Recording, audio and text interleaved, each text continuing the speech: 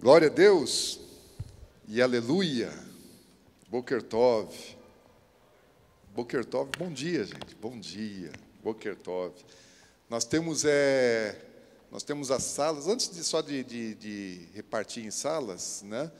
Deixa eu lembrar vocês que essa semana nós tivemos o seminário de homens, né, de restauração do sacerdócio. Foi bom, gente.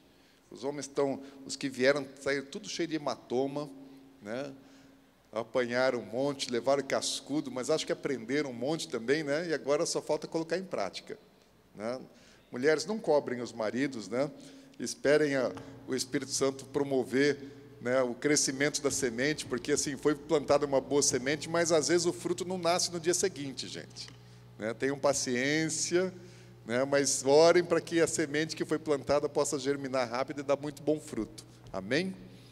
E a gente vai estar continuando ainda, né? Eu sei que isso não é a gente, é um projeto, um propósito de Deus. Deus ele organizou para que nessa semana, logo depois do seminário de restauração do sacerdócio, tivesse conosco o pastor Juscelio, pastora Lu. Tem um trem aqui ainda ligado, dá um mute nas outras coisas aí, deixa só os microfones. O pastor Juscelio e a pastora Lu são pastores de família do Mevan, né? São os pastores na área de casais, de família, e eles vão estar ministrando com a gente sexta, sábado e domingo. Então vai ser bênção demais. Vamos aproveitar, porque eu falo que eu conheço muitos homens assim que ministram na área de família, mas com revelação, profundidade no nível do Juscelio, é raro, gente, é raro. Ele pode não ser tão engraçado como o Cláudio Duarte, mas ele é mais profundo, né? Toca em áreas assim, traz revelação, né? Coisa boa demais, que se aplicada, se praticada, vai dar certo, vai funcionar. Ainda tem uns unidos ainda aqui. Deixa eu achar esse bicho aqui, pisa na cabeça dele. Tem ainda uns unidinhos aí, não sei de onde que é. Então, na próxima semana, do domingo, a gente vai aproveitar o Juscelio de manhã também, tá bom? Porque é tão raro a gente conseguir, né, trazer o Juscelio, e ele se dispôs a vir agora em fevereiro, então vamos aproveitar. Está bem aqui, gente, eu procurando lá e o bicho está aqui, ó. Está bem aqui embaixo, ó. Cadê o... Está nesse aqui, ó, já pisei na cabeça, agora você corta o pescoço aí. Então, vamos aproveitar o Juscelio. Semana que vem nós não teremos EPE de manhã, tá bom? Para a gente ter assim, um tempo de maior proveito na vinda do Juscelio e da Lu. Vamos dividir as turmas. Nós temos Fundamentos da Fé Cristã, está lá com o Alexandre. Dá um passo à frente, Alexandre, assim, ó. Dá um passo à frente, aquele lá, ó. O Alexandre lá. Então, todos aqueles que são candidatos a batismo, né, vão lá com o pastor Alexandre. Fundamentos da Fé Cristã, EPE Kids. Quem está com a EPE Kids? Quem está lá com a EPE Kids? Com a Laura, tia Laura já está lá, então procurem lá na EPE Kids, podem ir lá com a tia Laura. Tem curso de diácono, né, aqueles que estão lá se preparando para o ministério diaconal, podem acompanhar. Quem que está com os diáconos? Pastor Carlos, Edivaldo,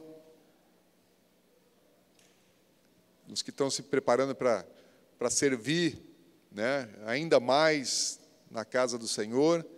Os cursos da UDF estão tendo? Tem lá? Não? Já estão lá também? Ainda não? Então, os cursos da UDF também, quem tá inscrito já para os cursos da UDF pode ir. O último que sair apaga a luz. É nada, ficou bastante gente, né? Glória a Deus. Então, vamos distribuir as apostilas. Vai passar a lista de presença também.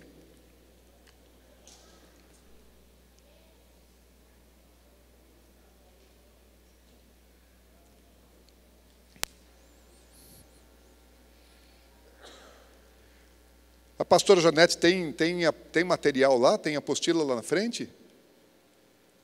O módulo 1 tem impresso lá também, não? Alguém sabe? A pastora Janete está lá, não? A pastora Janete. A pastora Janete está aqui, gente.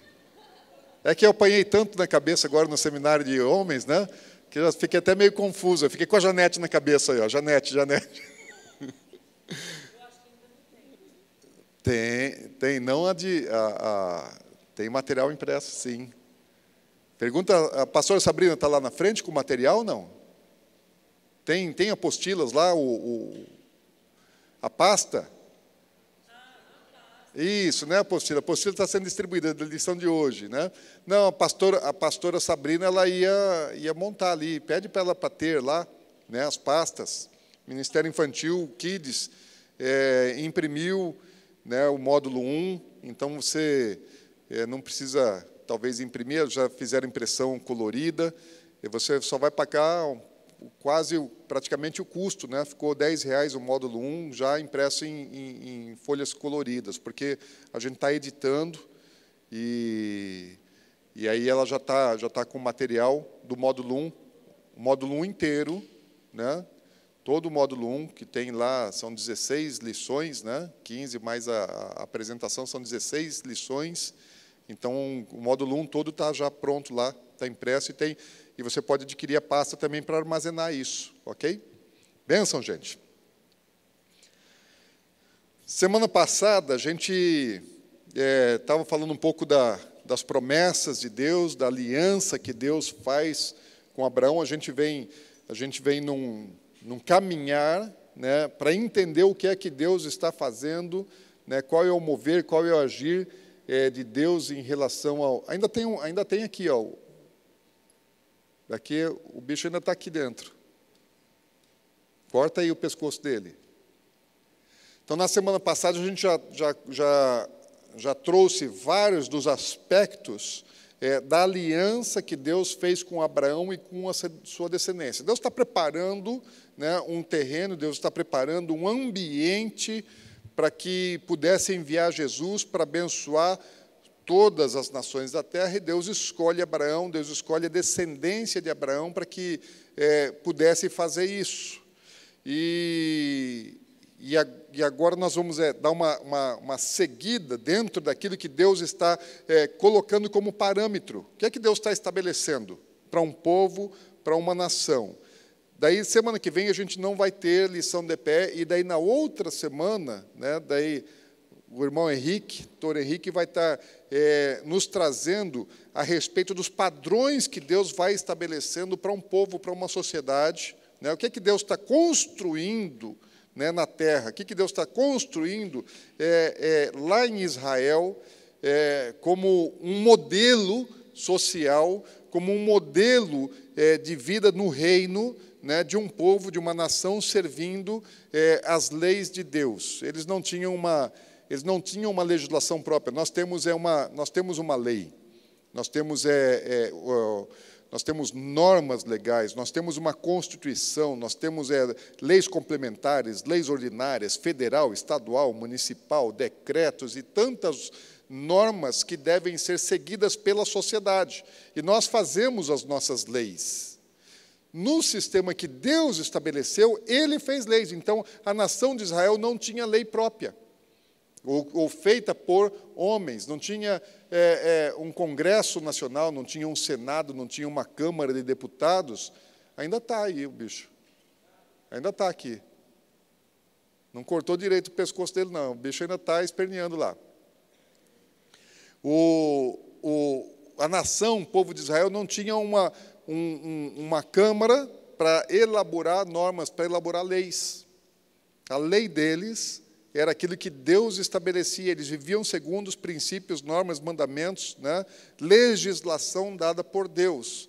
E com qual propósito? Então, é isso, né? Dentro desse contexto, o que é que está acontecendo lá em Israel, nas nações ao redor, quando eles são tirados como um povo, lá do Egito, que tinha sido escravizado 400 anos ali, o que é que Deus começa a construir, e essa é uma área assim, que o irmão Henrique tem estudado bastante, né, principalmente dos fundamentos do judaísmo, né, para a gente entender o que é que Deus está fazendo. A gente precisa entender a mentalidade, o conceito, a leitura do judeu a respeito, principalmente, da Torá, né? Então, a gente vai aprender bastante a respeito disso com irmão Henrique. Porém, antes de Deus dar as leis formais para Israel, Deus está estabelecendo primeiro algo aqui no mundo espiritual, em princípios, antes de dar leis. Deus ele estabelece leis em cima de valores, em cima de princípios. Então, o que Deus está trabalhando com Abraão são princípios. Deus não deu as leis formais para Abraão, Deus deu para ele princípios, né, debaixo dos quais seriam norteadas todas as leis formais que foram dadas depois através de Moisés. Mas Abraão ele já viveu os princípios de Deus antes de que as leis existissem. E Deus está estabelecendo com os patriarcas, né, com a geração dos patriarcas de Abraão, de Isaque e de Jacó, né, o que é que ele quer formar? Algo diferente, algo distante daquilo que as nações vizinhas, ou que o mundo todo estava vivendo. Então, Abraão ele vai romper. Nós vimos na semana passada que Abraão ele saiu estabelecendo altares, e a Bíblia conta a respeito de 4 altares que Abraão estabeleceu para Deus, que ele erigiu 4 altares a Deus, então falando a respeito do nível de relacionamento e de adoração que ele ia ter com o Senhor. E aí Deus vai estabelecendo ainda no decorrer da vida de Abraão, Deus vai esperando assim o amadurecimento, o tempo vai passando, Deus vai trabalhando devagar, lentamente com Abraão, e vai definindo alguns padrões, algumas medidas, e vai também já pré-anunciando o tipo de coisas que a sua descendência viveria ou deveria viver depois dele. Então, uma das coisas que vai acontecer, agora nós estamos no capítulo 14 de Gênesis. Se você quiser manter sua Bíblia aí aberta, se bem que eu coloquei a maior parte dos textos que nós vamos adotar na apostila. Então, nós vamos ver que a nação de Israel ela enfrentou muitas guerras. E Abraão, né, não poderia ser diferente daquilo que haveria de acontecer. Ele estabeleceu altares, ele estabeleceu relacionamento com Deus, e Abraão foi o primeiro dos hebreus a enfrentar uma guerra. O que aconteceu? Abraão ele permaneceu, Deus levou ele, tirou de Harã, nós vemos isso nas 2 últimas semanas, tirou ele de Harã e colocou ele na terra dos cananeus. Estavam ali os descendentes de Canaã. Então, Abraão está ali na terra dos cananeus, está com ele Ló. Ló é seu sobrinho, filho do seu irmão, que havia falecido. E ambos enriquecem muito. Né? Eles desceram, foram para o Egito, não precisa ir nessa parte, porque foi aquilo que ele fez fora do plano e do projeto de Deus. Quando ele está de volta, eles estão enriquecidos demais. Esse aqui. Ó. E aqui não está. Esse capeta é monofásico. Ele não é estéreo, ele é mono. É só aqui. Hã? Desliga isso aí. Pronto. Então, voltando aqui. Os dois estavam enriquecidos, Abraão e seu sobrinho Ló. E aí chega um momento que Abraão fala assim para Ló, falou, olha, é o seguinte, nós não vamos conseguir caminhar junto porque os nossos servos, os pastores dos rebanhos já estão tendo problema entre eles. E antes que a coisa fique ruim, né, Ló, está toda a terra aí, ó. Escolhe, onde é que você quer ir? Ele teria o direito de escolher. Você mais velho, é o tio, é o mais rico também dos dois. Então, ele teria o direito de escolher, mas assim, o servo de Deus, ele sempre dá preferência para o outro. Amém? Ele já está ensinando coisa que Jesus vai ensinar lá na frente. Né? O maior não é servido pelo menor, o maior serve o menor. Esse é o princípio que Jesus ensinou. O mundo ensina o contrário. Né? No sistema do mundo, o menor que serve o maior. Mas o que Deus está estabelecendo é um sistema do reino. No sistema do reino é inverso do sistema do mundo que Satanás, né, gerou. O sistema do mundo é o contrário. E aí, Deus está mostrando assim, falou, olha, Abraão colocou no coração dele, para ele liberar Ló, falou, Ló, escolhe o lugar que você quer. Ló olhou assim a região toda, ele olhou as campinas de Sodoma, que estava bem ao sul do Mar Morto, naquele tempo chamado de Mar Salgado. Então, o Mar Morto ele era menor do que é hoje, então tinha uma planície ao sul do Mar Morto, e ali Ló falou, eu vou para lá, porque são as terras mais férteis, mais bonitas, é para lá que eu vou. Tinha algumas cidades ali, Sodoma, Gomorra e outras cidades na região, e Ló desce para lá. E Abraão permanece, então, ali no centro da terra dos cananeus. E em Sodoma, a gente conhece depois a história, era uma terra onde as pessoas elas eram más, né, e grandes pecadores contra Deus. Quando a Bíblia fala assim que eles eram pecadores contra Deus, isso já nos dá a entender que eles conheciam a Deus. É um povo que sabia da existência de Deus, porém eles eram rebeldes à vontade e aos mandamentos de Deus. E um tempo depois, o que acontece? 4 reis da região babilônica e a Síria, eles se unem para atacar 5 cidades da planície de Sodoma. O que aconteceu antes? Por um tempo anterior, um desses 4 reis, ele havia imposto tributação a outras cidades, a outras cidades-estados, né, que pagavam tributo para eles, e pagaram por 12 anos, daí no 13º ano falaram, não vamos mais pagar tributo, chega desse negócio.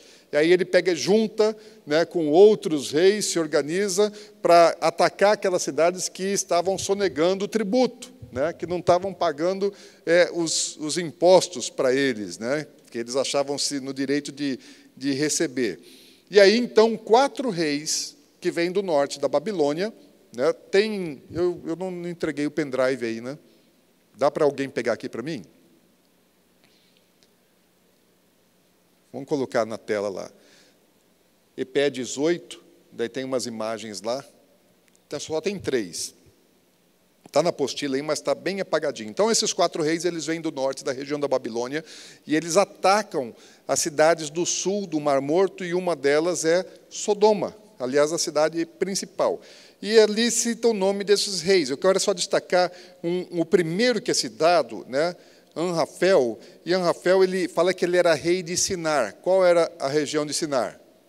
É o lugar onde os descendentes de Noé se deslocaram quando vieram da pós-dilúvio, onde vieram do Monte Ararat, e foram procurando um lugar para permanecer, e ali onde eles se acomodaram e construíram uma cidade e uma torre de Babel, né? A construção ficou incompleta na terra de Sinear. Então, esse rei é rei lá daquela região, daquele lugar, daquele espaço, né, juntado com outros, vem para atacar. E quem é esse rei? Né, existem assim várias opiniões distintas a respeito desse rei, mas o comentarista, o comentarista judeu, o Rabino Rashi, que é de 1000 anos atrás, né, ele fez comentários da Torá, ele viveu em 1040 até 1105, e é um dos mais usados pelos judeus até hoje, né, um dos comentaristas mais citados pelos judeus. Ele diz, né, baseado em outros sábios judeus da antiguidade, de que esse rei, o Anrafel, era o próprio Nimrod, de quem nós já falamos bastante aqui no passado. Alguns depois identificaram ele com o grande imperador e legislador Hammurabi, né, pela forma da escrita suméria e hebraica do nome desse rei, mas essa é uma hipótese que depois quase todos os estudiosos eles acabaram descartando. Pode ter sido Nimrod, um dos 4 reis, portanto, que atacaram a região do sul.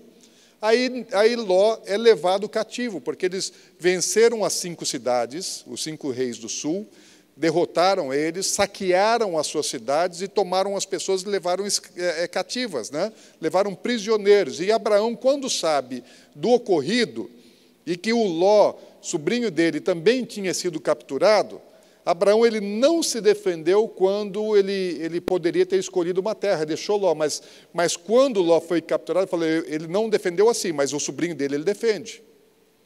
Daí ele partiu, então, no encalço desses reis, só que ele partiu com 318 homens, daqueles que foram gerados no meio dos seus servos. Então, ele escolheu os melhores, os 318 melhores ali, e ele parte, né, para perseguição daqueles reis, e ele tem uma estratégia de combate. À noite, eles abordam, provavelmente esses 4 reis lá, eles estão celebrando, festejando pela vitória, pela conquista, estão lá mamados, já tomaram bastante vinho, estão tudo já embriagados, celebrando. Então, Abraão ele monta uma estratégia de atacá-los de surpresa, à noite, e Abraão tem êxito nesse ataque. Isso já vem prenunciando coisas que haveriam de acontecer depois na história da sua descendência. Porque todas as guerras de Israel que Deus estava agindo em favor deles, eles eram um número bem menor do que os seus inimigos. Então, Israel sempre ganhou, e até hoje é assim, Israel sempre ganha, participa de lutas, de guerras, de batalhas, contra inimigos muito maiores, muito mais poderosos, porém, eles sempre saem vencedores. Só perderam guerras quando eles estavam com brecha, quando eles estavam em pecado. Mas quando eles estão alinhados, então sempre Deus fez Israel vencer guerras contra nações muito maiores, muito mais numerosas e muito mais poderosas do que eles. E Abraão, então, ele venceu a primeira guerra dos hebreus, lógico que ainda não tem a descendência de Abraão, mas já é o povo dele, e esse povo é um povo circuncidado. Porque Deus havia estabelecido uma circuncisão e Abraão ele circuncida os seus servos. Então, é um exército de circuncisos contra incircuncisos. E Abraão ele deixa aí já o primeiro exemplo para a sua descendência na área de guerra, assim, um exemplo de bravura, porque ele não temeu correr atrás de um exército maior, de enfrentar um exército maior. Ele teve estratégia de guerra, agiu prontamente, mostrou assim, Abraão ele era daqueles que tinha respostas imediatas. Abraão não enrolava, ele não procrastinava. Abraão era daquele assim, ele era ligeiro no agir, ligeiro no obedecer. Levaram Ló cativo, e aí ele vai esperar. Se ele espera um dia, está perdido o tempo.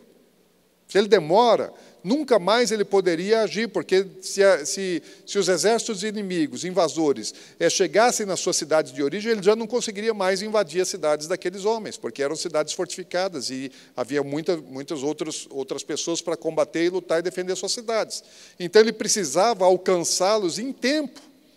E Abraão, então, os persegue, e não apenas os alcança, os vence, mas ele persiste em perseguir. Por quê? Abraão vai persegui-los até o norte de Damasco. Então, ele continua perseguindo. Então, ele atacou os bandos e ele continua perseguindo. Por que ele continua perseguindo? Para que eles não se reorganizassem e viessem atacar novamente. Então, ele já está dando lição para a sua descendência como é que tem que ser.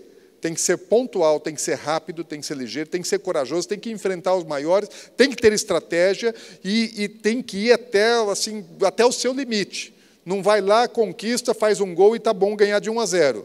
Tem que meter de goleada no inimigo. Então, Abraão está dando lições que a sua descendência aprendeu, mas nem todos praticaram isso depois. Alguns, assim, se satisfizeram com pouca conquista, com pouca vitória. Outro exemplo que Abraão deixa para a sua descendência nesse feito é que, quando ele retorna, o rei de Sodoma quer dar para ele, fala, pode ficar com todos os espojos de guerra, tudo aquilo que você recuperou, porque ele recuperou tudo aquilo que foi roubado das 5 cidades, que foi saqueado das 5 cidades, ele recupera, e o rei de Sodoma falou, olha, pode ficar com os bens, só devolve as pessoas. E ele falou, de jeito nenhum. Não vou ficar com nenhum cadarço, nem um cordão de amarrar sapato, eu vou ficar. Pode levar tudo. Para que depois ninguém diga que foi o rei de Sodoma que me enriqueceu. Ele está dizendo assim, eu depende de Deus, eu não preciso de você.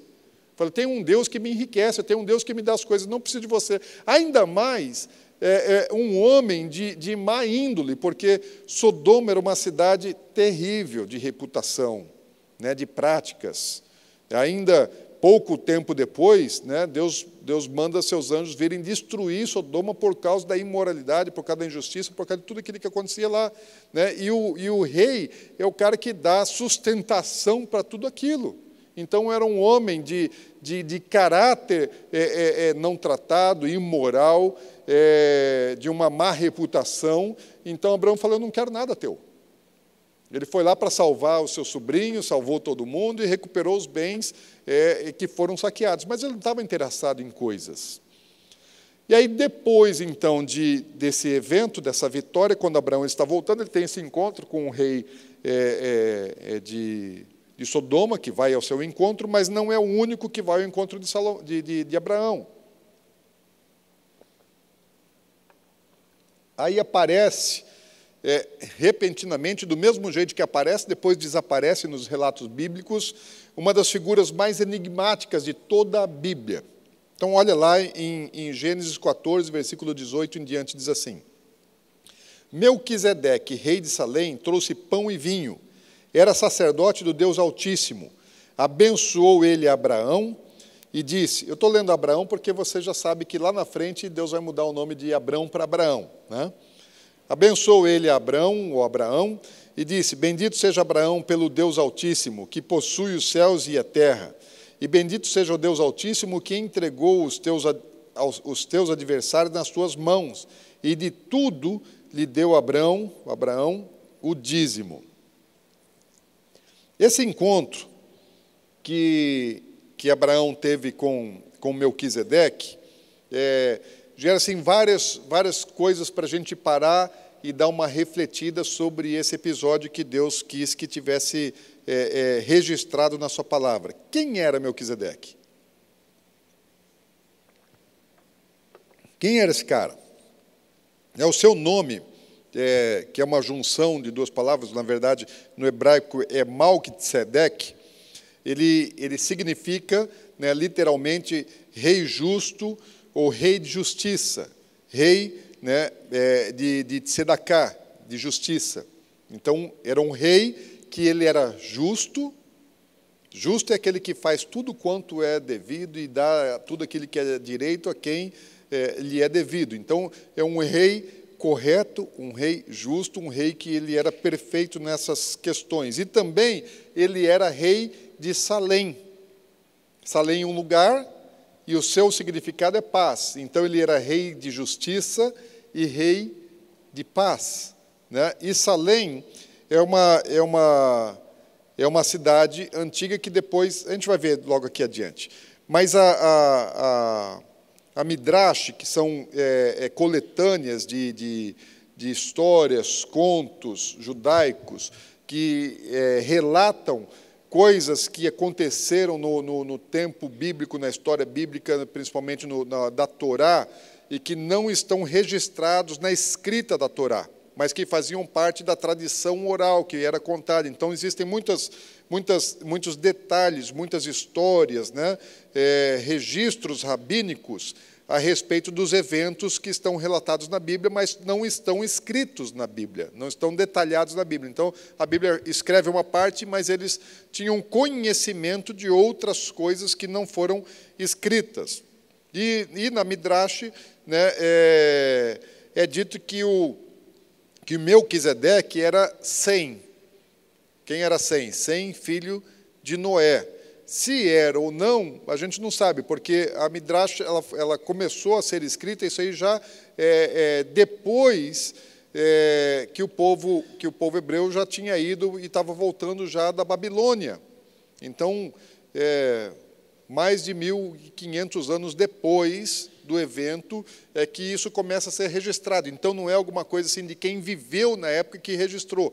Então, mais de 1.500 anos depois, a coisa começa a ser registrada, começa a ser escrita, né? Então, pode ser ou pode não ser. Agora, a tradição ela era passada verbalmente. Chegou, mais de 1.500 anos depois do evento, a informação, né, através dos sábios, dos rabinos, de que esse cara era Sem. Poderia ser, mas não necessariamente. Séculos depois, Martinho Lutero ele adotou, né, o mesmo entendimento dos sábios judeus de que que Melquisedeque e Sem eram a mesma pessoa. Isso porque lá quando Noé abençoa Sem, ele fala que ele fala a respeito como se ele fosse um pai da religião que adorasse ao Deus único e verdadeiro, né? Que ele seria um portador desse culto de adoração a Deus. Já o autor da Epístola de Hebreus, porque Sem nós sabemos quem foi, né, seu pai, né, quando que ele nasceu, seus filhos, então tinha toda uma genealogia relacionada à pessoa de Sem. Mas o autor de Hebreus, ele desconsidera essa possibilidade. Como é que ele desconsidera essa possibilidade? Pelo menos, aparentemente, ele descarta essa possibilidade de Melquisedeque ser Sem, quando ele diz assim, que é um personagem sem pai, sem mãe, sem genealogia, que não teve princípio de dias nem fim de existência. E Sem nós sabemos quando ele nasceu, quem foi seu pai, sua mãe, né, o tempo que ele viveu e quando que ele morreu. E o autor de Hebreus está falando, Melquisedeque não. Esse cara não. Então, se ele acreditasse que era Sem, então ele talvez não tivesse dito literalmente, ele poderia ter usado os argumentos que ele usou sem dizer isso aqui. E ele está dizendo que o autor de Hebreus, quando ele vai falar de Melquisedeque, ele vai falar a respeito do sacerdócio desse homem como algo muito superior, né, e coloca para falar a respeito do ofício sacerdotal de Jesus na ordem de Melquisedeque. Então, eu acho que dizer que Melquisedeque era o filho de Noé é trazer isso para um nível muito humano, muito baixo. Né? Então, pessoalmente, eu acho que os judeus eles estavam colocando Melquisedeque num outro nível, exatamente para que não fosse um nível superior ao nível de Abraão e do ofício levítico. Né? Porque o judeu, tudo aquele que não é judeu, é inferior. E aqui nós estamos tratando de alguma coisa superior ao ofício sacerdotal de Levi. Né? Outros teólogos, eles tiveram entendimento distinto. Por exemplo, lá nas cavernas de Qumran, que estão ali pertinho de Jerusalém, onde foram encontrados documentos antigos da época de Jesus e antes do período de Jesus, que foram escondidos pelos essênios na época da invasão do imperador Tito a Roma, a Jerusalém.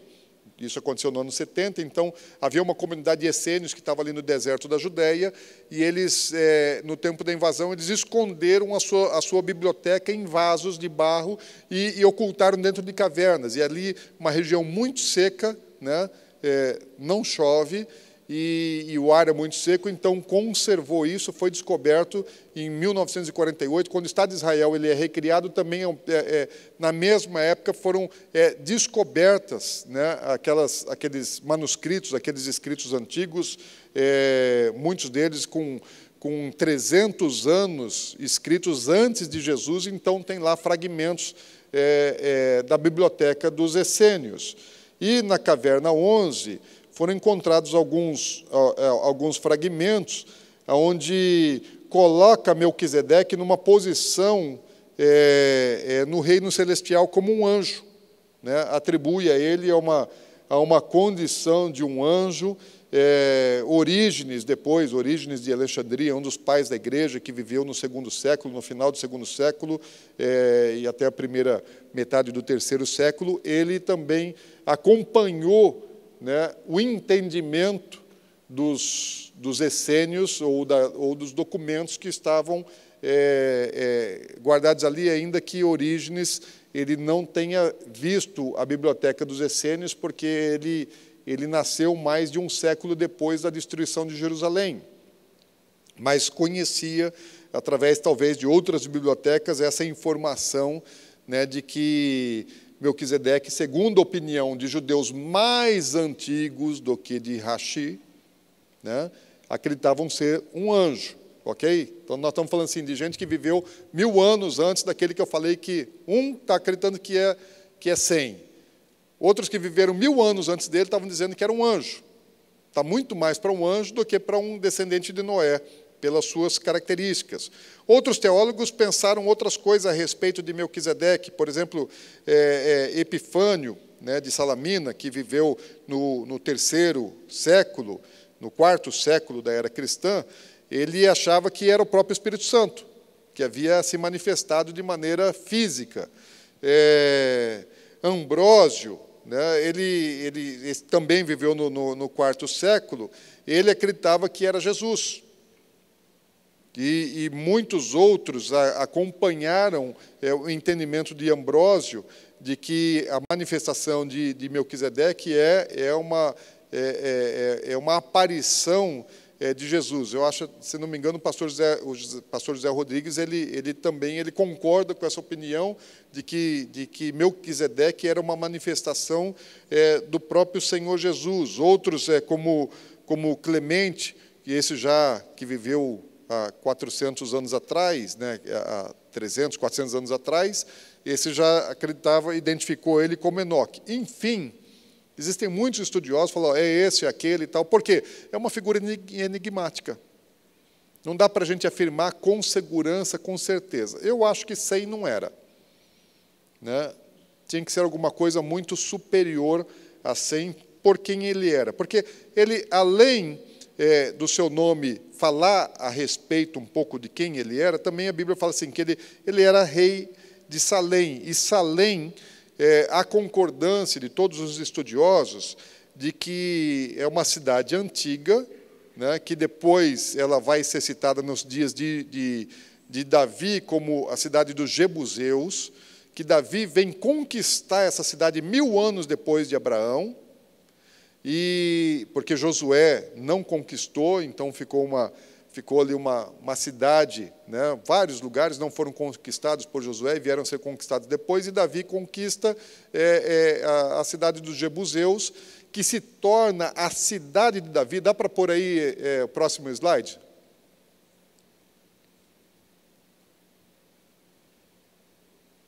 Põe o segundo aí, slide 2. Tem alguém na projeção? Alô? Põe na projeção para a gente, por favor, slide 2. Alguém acorda lá, gente, bate lá na porta. Chama lá para a gente, por favor. Jebus, né, o slide 2. Tem o númerozinho 2 na frente.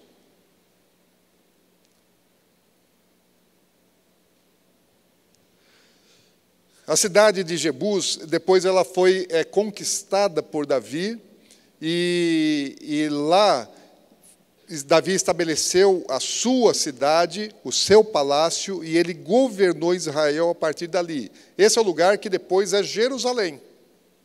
Então, Salém é a primeira porção de Jerusalém. Mantenha aí um pouquinho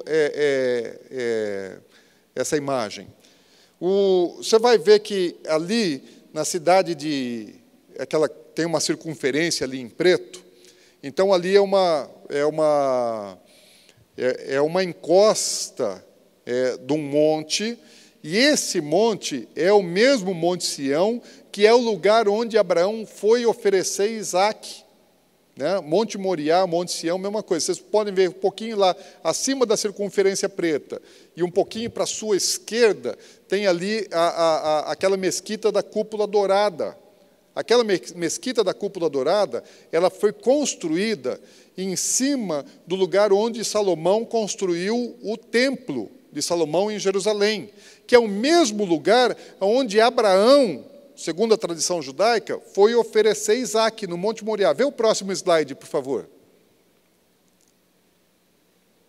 Daí dá para ter uma noção um pouquinho melhor. O 3. Da próxima vez eu ponho em PowerPoint, né? Melhor.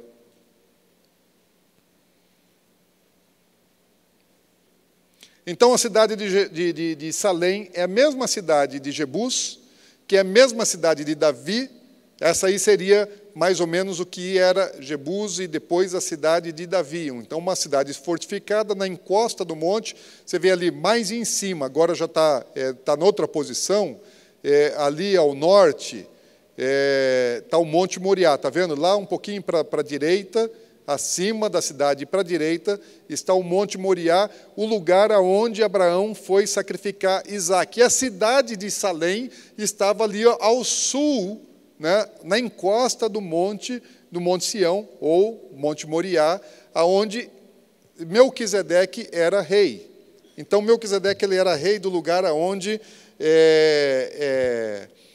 onde Abraão ofereceu Isaac. Deus levou Abraão, falou, olha, vai, foi uma jornada de 3 dias para levar Isaac para ser sacrificado naquele lugar. Deus escolheu, falou, você vai sacrificar ele nesse lugar.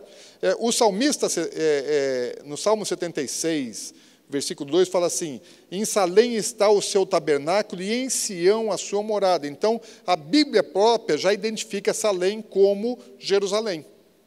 É o mesmo lugar. Em Salém era o lugar em Salém está o seu tabernáculo. O que estava ali naquele lugar, em Salém? O templo.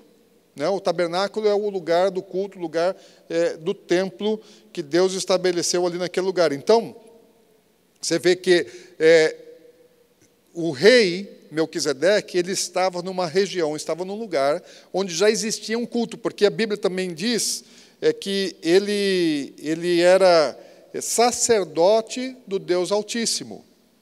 Então, ele estava ministrando a Deus, e ele não estava ministrando para judeus, ele estava ministrando para gentios, porque as pessoas que moravam ali não eram judeus, não eram descendentes de Abraão ainda. Então, havia um ofício sacerdotal, que não era um ofício sacerdotal dos judeus, e nem para um culto judaico. Era de um culto gentílico, ao único e verdadeiro Deus. Isso antes da instituição do ofício sacerdotal da tribo de Levi. Antes de Arão ser escolhido como sumo sacerdote, então já existia um sumo sacerdote, né, que adorava a Deus, que ministrava, o Deus Altíssimo aqui, El Elyon. Ele não ministrava para uma tribo de judeus, não para uma cultura judaica, com uma Torá, com nada disso. Ele já era um sacerdote do Deus Altíssimo muito antes dos judeus. Então, a gente não tem ideia de quantas pessoas monoteístas existiam nessa época, quantas comunidades monoteístas existiam nessa época, mas ali em Salém já existia uma comunidade monoteísta, e outros monoteístas existiam nessa época, como, por exemplo, Jó, que viveu num tempo um pouco antes de Abraão.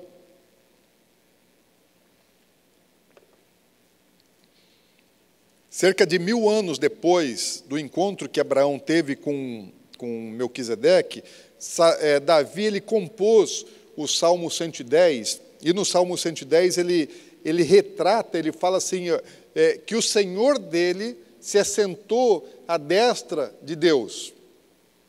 Eu falo assim, olha, entre ele e Deus existia um Senhor que estava entre ele e Deus. Eu falei, o meu Senhor se assentou à destra do Pai, à destra de Deus. Então, Davi está falando a respeito do Messias. Davi está falando a respeito de Jesus.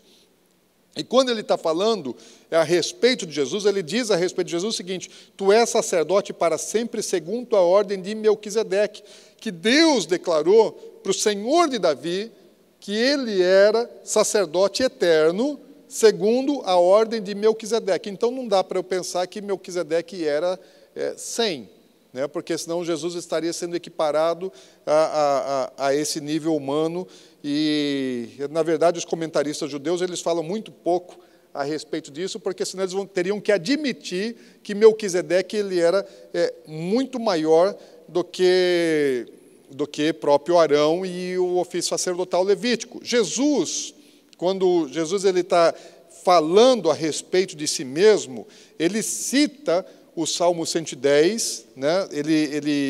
E aí ele próprio aplica a si mesmo aquele salmo. Fala, esse aqui, ele está explicando para os judeus o que é que Davi está falando e que Davi estaria falando a respeito dele. Com isso, ele estava declarando aos judeus à época, aos estudiosos, aos rabinos, né, ao clero judaico, ele fala assim, olha, eu sou superior a isso aí. Eu sou maior do que isso aí. Né? Falei, o próprio Davi falou a meu respeito. Falei, e a minha ordem sacerdotal não é a ordem sacerdotal arônica. Ainda que Jesus ele era chamado de rabi. Ele também era chamado de rabi. Mas ele falou, mas a minha ordem sacerdotal não é levítica. A minha ordem sacerdotal, apesar dele ser judeu, falou, eu estou acima disso. Falou, não estou nesse nível aqui, eu estou muito acima desse negócio aí. A minha ordem sacerdotal ela é eterna. A levítica não é eterna, é para o tempo que o homem está aqui na terra, mas aí é diferente. Então, ainda que Jesus ele não fosse Melquisedeque, né, não fosse uma manifestação, pode ser, como pode não ser, né, mas se não for, né, no mínimo, Melquisedeque ele é um tipo de Cristo. E ele é um sacerdote, né, um sumo sacerdote do antigo pacto. Antes do dilúvio, existiam pessoas que adoravam a Deus. Enoque é um cara que andou com Deus. Abel, ele adorou a Deus. Então, existia um pacto anterior, né, ao dilúvio, existia um antigo pacto. Deus vai fazer um pacto depois com Abraão. Mas talvez aqui, se Melquisedeque fosse um homem natural, ele era um remanescente do antigo pacto, que adorava o único e verdadeiro Deus, que não estava vinculado, associado a nenhuma genealogia, nenhuma tribo, nenhuma nação, mas ele era para o mundo todo. Era um ofício sacerdotal universal. Então, Abraão, que não tinha aceitado os bens do rei de Sodoma, com Melquisedeque, Abraão agiu de uma forma completamente diferente. Abraão foi um com o rei de Sodoma e foi outro com o rei de Salém, com Melquisedeque. Para um, ele rejeitou tudo. Do outro, ele recebeu tudo aquilo que ele tinha para dar. Então, Abraão ele reconheceu Melquisedeque como sacerdote do Deus Altíssimo e foi servido por ele por pão e vinho. Até dispensa a gente muitos comentários a respeito disso, né? Mas você sabe o significado, e o pão e o vinho falam do corpo e do sangue de Jesus. Então, Abraão, ele foi ministrado no corpo e no sangue de Jesus por Melquisedeque. Então, ele ceiou. 2000 anos antes de Jesus vir, Abraão já estava participando do corpo e do sangue de Jesus. Antes de ser instituída a Páscoa, antes de ser instituída a ceia, né, ele já estava sendo ministrado disso. Então, isso aí é muito mais antigo, gente. Isso é muito, muito mais antigo. E Jesus, ele disse assim, olha, lá em João 8, versículo 56, fala assim, Abraão, vosso pai, alegrou-se por ver o meu dia, viu e regozijou-se. Abraão viu o dia de Jesus. Abraão teve relacionamento com o Senhor. Em que nível foi isso? Eu não sei, mas que ele viu, que ele contemplou o dia de Cristo e ele se alegrou em Cristo. Isso o próprio Jesus disse. Então, Jesus ele não está falando alguma coisa suposta, uma ideologia, uma filosofia, ele está falando de alguma coisa real. Falou, aconteceu. Abraão ele teve um momento na vida dele que ele contemplou o dia do Senhor e ele se alegrou. Talvez, né, Moisés não disse quando que isso aconteceu. Não está na história registrada na Torá quando é que Abraão contemplou o dia do Senhor e como que ele se alegrou no dia do Senhor. A única vez que fala que Abraão riu, né, foi quando Deus fez uma promessa para ele. Ali ele se alegrou. E ele riu, Sara, assim, ela riu de dar gargalhada mesmo na promessa de que Abraão, com 99 anos, seria pai, né? Ela também já idosa, já tinha encerrado o costume, já não ovulava mais, e que ela seria mãe. Eu falei, a tradução coreana fala que ela riu tanto até ter dor de barriga, né? Que ela caiu na gargalhada mesmo, né? Então, assim, foi uma alegria quando recebeu, mas assim, tinha uma dúvida, né? Abraão, quando ele recebeu a promessa, ele creu. Sara, na hora, ela duvidou e achou muita graça desse negócio. Mas não deve ter sido esse momento de riso mencionado na Bíblia de Abraão que ele se alegrou. Então, tem alguma coisa, né, que não está citada no Antigo Testamento, mas Jesus fala, isso aqui aconteceu. E Abraão, ele viu isso. Talvez, né, pode ser que nesse encontro com Melquisedeque, outros encontros que Abraão tenha tido com Melquisedeque, porque eles estavam habitando perto, né? Salém estava muito perto da região onde Abraão estava habitando, então pode ser que Abraão ele aprendeu muito com Melquisedeque. A Bíblia relata um encontro, mas eles podem ter tido muitos encontros. Melquisedeque pode ter sido um discipulador de Abraão, porque Deus está ensinando Abraão, tirou ele lá de Ur dos Caldeus, levou para Arã, está descendo, e ele sabia que existia um só Deus, mas ele não tinha conhecimento desse Deus. Deus primeiro fala com ele, depois aparece para ele, então ele precisa receber mais informação, Deus está passando conteúdo, e muito possivelmente, Melquisedeque tenha sido um homem que trouxe ensinamento, trouxe conhecimento, informação, né, para Abraão. E pode ter também, ter ungido ele sacerdote. Porque Deus trabalha com transferência.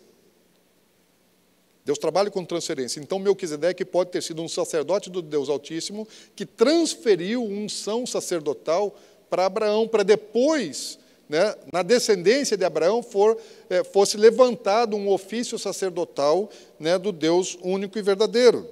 Então, como legítimo sacerdote, né, do Deus Altíssimo, ele tinha essa autoridade para poder transferir, para poder ungir, para poder manifestar coisas assim. Então, isso está muito evidente de que Abraão ele recebeu coisas de Melquisedeque. O autor de Hebreus ele vai dizer a respeito da supremacia da ordem sacerdotal de Melquisedeque em relação à ordem sacerdotal arônica ou levítica. Para quem é que o autor de Hebreus está escrevendo? Aos hebreus. Porque o hebreu, assim, ele tomou para si e achou, nós somos os melhores. Daí o autor de Hebreus, que era um hebreu, ele fala negativo. Vocês estão achando que vocês são muito? Não, vocês não são. Existe algo muito superior. Porque aquilo que está em Cristo, o ofício sacerdotal de Jesus, é muito maior do que a Torá, muito maior do que todo o conhecimento rabínico, é muito maior do que toda a unção arônica do sumo sacerdote. E aí o autor de Hebreus ele vai discorrer a respeito desse assunto bastante. Ele, assim, joga por melhor que seja aquele que Deus fez com o judeu, o autor de Hebreus está minorando, né, a importância do ofício levítico e exaltando a importância, né, ou está colocando de maneira soberana o ofício da ordem de Melquisedeque, que é a ordem de Jesus. E ele ainda destaca mais algo. Né? Fala, Melquisedeque abençoou Abraão. Quem é que abençoa? É o menor que abençoa o maior que abençoa o menor? Então, quem era maior, Abraão ou Melquisedeque? Melquisedeque era maior. Só que você não vai achar isso nos comentaristas hebraicos, gente. O judeu nunca vai dizer um negócio desse. Mas o autor de Hebreus, ele disse claramente, falou, vem cá, vocês estão muito soberbos, vocês estão se achando demais, porque existe realmente isso. Eu amo o judeu, mas que ele é soberbo, ele é. E ele está falando assim, negativo, existe algo muito superior. O maior é que abençoa o menor. E muito além da Torá, muito além de todas as coisas que vocês vivem, existe algo. Em Jesus ele trouxe uma nova aliança, ele trouxe um novo testamento, ele trouxe, né, palavras de vida eterna, que a lei não dava. O que Jesus trouxe, a lei não tinha. Palavras de vida eterna, a lei não tinha. A lei tinha o quê? Padrão de comportamento, de vida, de organização, né, exemplar. Como é que tem que ser nosso padrão? Só que isso não dá direito à salvação. Isso é dever, isso é obrigação de todo cidadão. Pagar tributo e cumprir as leis é dever de todo mundo. Isso não me dá direito extras. Isso é dever, isso é obrigação. E é isso que o Novo Testamento vem falando. Fala, olha, Deus deu os padrões, precisam ser vividos, precisam ser praticados. Jesus não aboliu os padrões de comportamento ético, moral, religioso, mas, por mais que você faça isso, é só seu dever, é só sua obrigação. Agora, o Evangelho ele traz palavras de vida eterna. Jesus ele trouxe aquilo que o ofício arônico não trouxe, que o sacerdócio levítico não tinha para poder oferecer. Amém? E aí Abraão, ele reconhecendo, né, a autoridade sacerdotal de Melquisedeque, o que ele faz? Ele vai lá e entrega os dízimos. Né? O dízimo também é algo que você faz para cima. O dízimo pertence a Deus. Né? Você só não pega e joga ele para o alto assim, Deus, segura. Né? Porque Deus já estabeleceu como é que ele recebe o dízimo. Fala, recebe através da sua casa, através do ofício sacerdotal. Deus estabeleceu a maneira como que nós o cultuamos através dos nossos bens materiais. Né? E muito antes da lei existir, Abraão já era dizimista. Então, dízimo não é da lei, dízimo é da graça. Não, existiu antes da lei. Então, não foi Moisés que instituiu dízimo. Abraão já praticou o dízimo. Depois de Abraão, né, anos depois, quando Jacó ele estava fugindo, né, do seu irmão e indo para Harã, e depois lá ele iria se casar, ia voltar lá cheio de filhos, 12 filhos, um monte de servo, um monte de rebanho, né? Mas quando ele está fugindo, Jacó ele tem o quê? A única propriedade que ele tem é um bordão, é um cajado.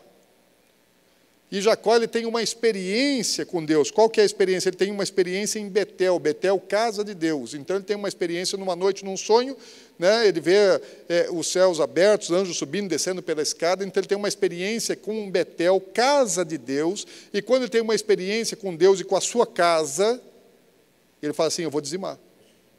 Ele fala, de tudo que eu receber na minha vida, eu vou te entregar o dízimo. Então é a primeira vez que associa... primeiro com Abraão foi associado o dízimo ao sacerdócio. Em Jacó foi associado o dízimo já com a casa de Deus. Então já começa a preparar o que é que vai ser estabelecido por Moisés depois. Né? Ele faz parte de um sistema de adoração, de culto, de responsabilidade, de obrigação que nós temos com Deus e deve ser aplicado da maneira que Deus vai ensinar depois. Mas antes de existir lei, o princípio já existe.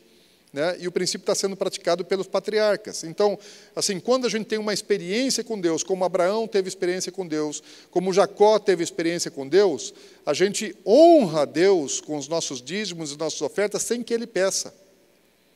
A lei foi assim, a instrução do dever de se fazer. Mas o coração genuíno que ama a Deus, que experimentou, já pratica sem que Deus peça. Depois Deus falou, olha, tem que trazer. Né? Depois Deus teve que falar assim, porque se não fizer, vocês estão em desobediência, estão em rebeldia. Mas o bom coração, como era de Abraão, como era de Jacó, falei, eu vou fazer sem mandar. Deus não mandou fazer. Estão entendendo? Amém? Adiante. Item 3.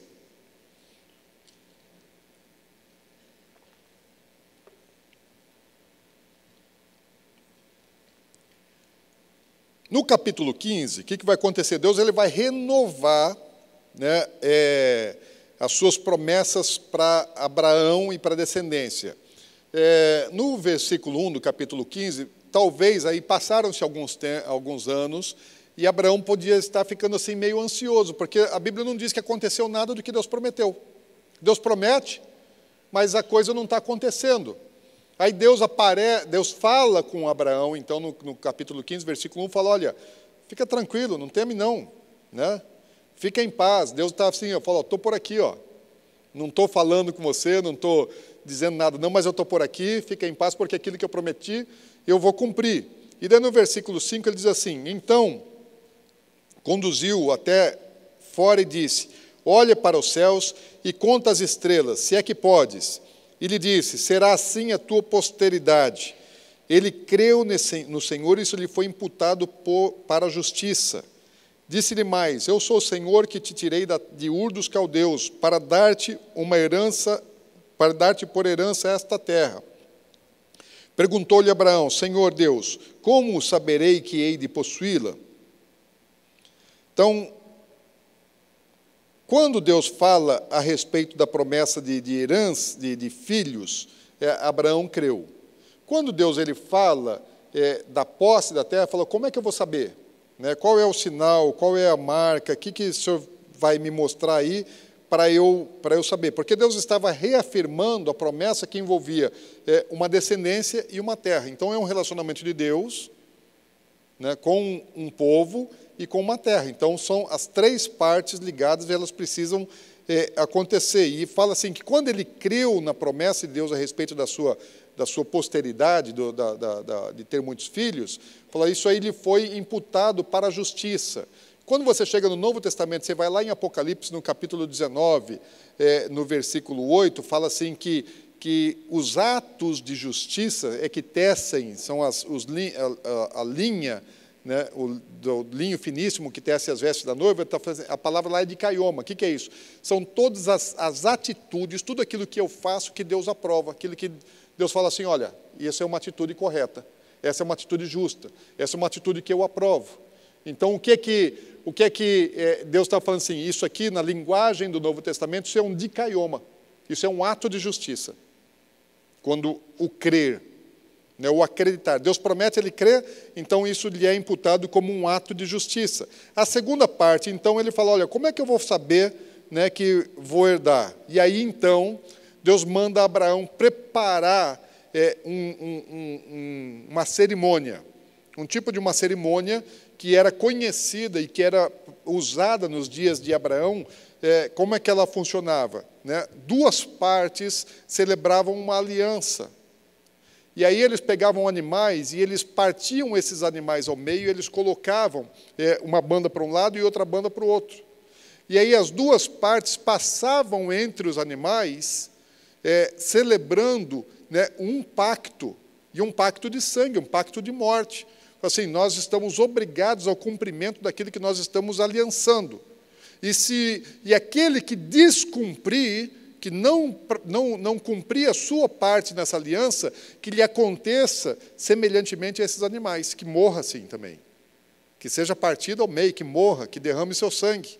Então, é uma aliança de sangue feita entre Deus e Abraão. No versículo 9, estamos em Gênesis 15, diz assim, respondeu-lhe, toma-me uma novilha, uma cabra e um cordeiro, cada qual de 3 anos, uma rola e um pombinho.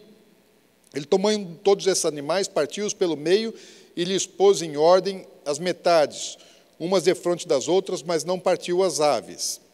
Então, esse ritual, depois de cerca de 1.500 anos depois, ele é citado por Jeremias. Né? Houve ali um pacto entre Deus e Abraão e a sua descendência, porque a aliança de Deus não é só com Abraão, é com toda a descendência. Daí, 1.500 anos depois, quase 1.500 anos depois, o que está acontecendo?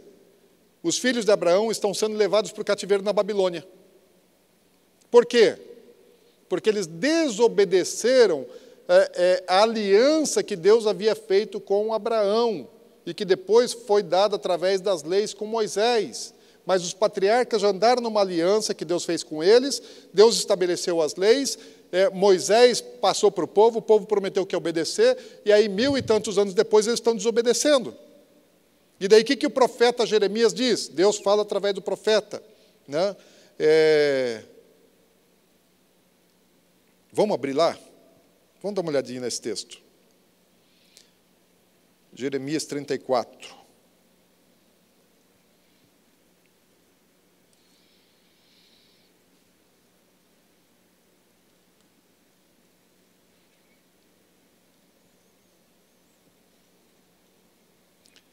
(34, 17 a 19) de Jeremias. Fala assim, portanto, assim diz o Senhor, vós não me obedecestes para apregoardes a liberdade, cada um a seu irmão e cada um ao seu próximo. Está falando de mandamentos que Deus havia estabelecido através da lei. Pois eis que eu vos apregoo a liberdade, diz o Senhor, para a espada, para a peste e para a fome. Farei que sejais um espetáculo horrendo para todos os reinos da terra. Fala, olha, porque vocês não me obedeceram, agora vocês vão passar pela peste, pela praga, pela espada e pela fome. Farei aos homens que transgrediram a minha aliança e não cumpriram as palavras da aliança que fizeram perante mim, como eles fizeram com o bezerro, que dividiram em 2 partes, passando eles pelo meio das 2 porções. Fala, olha, do que é que Jeremias está dizendo? Falou, vocês fizeram uma aliança comigo, passando entre as duas partes, né, dos animais que foram abertos em duas bandas. Ele está falando assim da aliança que Deus fez com Abraão. Ele fala, vocês não cumpriram. 1000 e tantos anos depois. Porque Deus está fazendo uma aliança perpétua. Né? O pacto que Deus tem com a nação de Israel, com a descendência de Abraão, é perpétuo, é para todas as gerações. Vocês não cumpriram. E porque vocês não cumpriram, aquilo que estava destinado como punição para quem descumprisse a sua parte no pacto, eu estou mandando agora para vocês a punição. Né? Pelo descumprimento lá, 1000 e tantos anos depois. Nesse momento, Abraão, quando é feito aquela cerimônia daquele pacto de sangue, né, Deus passa como Abraão passa entre os animais, Deus passa como uma tocha de fogo entre ali, é celebrada aquele pacto entre os dois. É uma cerimônia, né, que ali está sendo celebrada. Aí a Bíblia fala que Abraão ele foi tomado de um profundo sono. Então ele caiu, dormiu ali, e Deus falou com ele, né, no sono. Então lhe foi dito, versículo 13, sabe com certeza que a tua posteridade será peregrina na terra alheia, e será reduzida à escravidão, e será afligida por 400 anos, mas também eu julgarei a gente que lhe tem de sujeitar-se, e depois sairão com grandes riquezas. Abraão perguntou, falou, Senhor, como é que eu vou saber que vou possuir? Falei, nós já vamos resolver isso aqui agora. Pega os animais, parte aí. Falei, eu vou assumir um compromisso, um pacto com você. Falei, eu vou cumprir. Então, fica tranquilo que vai acontecer. E aí Deus já fala a respeito de coisas vindouras. Fala, olha, você vai ser recolhido, né, na sua idade e tal, vou te recolher. A sua descendência vai ficar por aqui um tempo, mas depois eles vão descer para o Egito, vão passar lá 400 anos e depois vão ser afligidos lá e depois eles vão voltar trazendo muita riqueza do Egito. O que acontece? Jacó desce para o Egito. Né? E qual é, então, a geração seguinte à de Jacó? Porque Jacó, quando desce para o Egito, ele já desce idoso, então já é uma geração que não vive no Egito, né? Quase nada. Mas a seguinte geração, do ponto de vista sacerdotal, é a geração de Levi. Aí a segunda geração é de Coate. A terceira geração é de Amrão. E a quarta geração é de Arão e de Moisés. E Deus falou, na quarta geração é que eles vão sair. Só que Deus havia dito que eles iam passar 400 anos e seriam libertos. E deram os 400 anos. Só que quando deram os 400 anos, eles ainda estavam lá cativos. Porque a Bíblia fala que eles só saíram de lá 430 anos depois. Gênesis 12, versículo 40. Ficaram 430 anos. E Deus havia dito que eram 400. Qual que é o problema aí? Não é que Deus esqueceu e não é que Deus errou. O problema é que o povo ficou de braço cruzado. Eles não fizeram nada. Deu 400 anos e eles não fizeram nada. Ficaram lá esperando. E você não pode esperar que Deus ele faça uma promessa para você e você simplesmente cruze o braço e não faça nada. Você tem uma parte a fazer. E aí o povo, então, depois dos 400 anos, eles continuaram cativos, daí eles começaram a clamar. Daí eles, no capítulo 2 do livro de Êxodo, fala que aí então eles clamaram a Deus pelo cumprimento da promessa. Então Deus te promete, mas você precisa se alinhar. Não é que Deus esquece, você precisa se alinhar. Fala, eu te prometi. Então você precisa entrar na promessa. Daí o povo começa a orar, fala, Senhor, o Senhor prometeu, agora cumpre. E aí, não é Deus que está esquecido, é eles que tinham abandonado. Ele falou, eles começaram então a se alinhar com aquilo que Deus havia prometido. Então, quando Deus promete algo para você, se você não se alinhar com aquilo que Deus prometeu, não vai cumprir. Não é porque Deus não faz, é porque você não assume a sua parte no negócio. E aí eles então se alinham, começam a clamar, aí sim então Deus levanta o libertador, Moisés, e o povo então ele sai do Egito, e quando eles saíram do Egito, eles saíram levando o despojo do Egito. Deus mandou, quando chamou Moisés, falou, olha, quando vocês saírem, ele falou, manda ir na casa dos egípcios e pede o ouro, prata e as vestes, porque as vestes eram coisas de valor na época. Então, as vestes festivais, lembra lá de Salomão, né, de Sansão, né, as vestes eram coisas de valor, comparadas a prata e ouro, né, eram coisas caras, as vestes nobres. Então, peçam as vestes deles, o ouro e a prata, e quando eles saíram, né, lá na 10ª praga, eles foram nas casas dos egípcios e pediram o ouro, a prata e as vestes, e os egípcios falaram, toma, leva tudo e some daqui, vai embora, leva essas pragas do Deus de vocês embora. Né, aqui não. Então, desde que Deus prometeu, falou, fica tranquilo, que a coisa vai acontecer. Isso vai acontecer. Daí, quando você chega no capítulo 17 de Gênesis, já passaram-se cerca de 24 anos que Deus tinha chamado Abraão lá de Harã. E ele já está lá com a promessa que Deus deu há 24 anos atrás para ele, falou, olha, vou te dar uma descendência.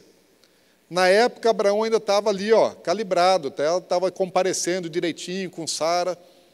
Agora, 24 anos se passaram e agora ele já não está mais no mesmo nível, gente. Já está com 99 anos. Está quase centenário o homem já.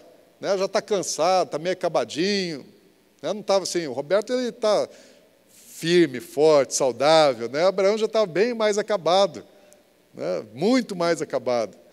E aí Deus aparece para ele assim, e fala, olha, porque ele já estava assim meio que perdendo as esperanças, e Deus ele vai aparecer, fala 17:1, fala, quando atingiu Abraão a idade de 99 anos, apareceu-lhe o Senhor e lhe disse, eu sou o Deus Todo-Poderoso, anda na minha presença e sê perfeito. O que Deus estava esperando? Maturidade.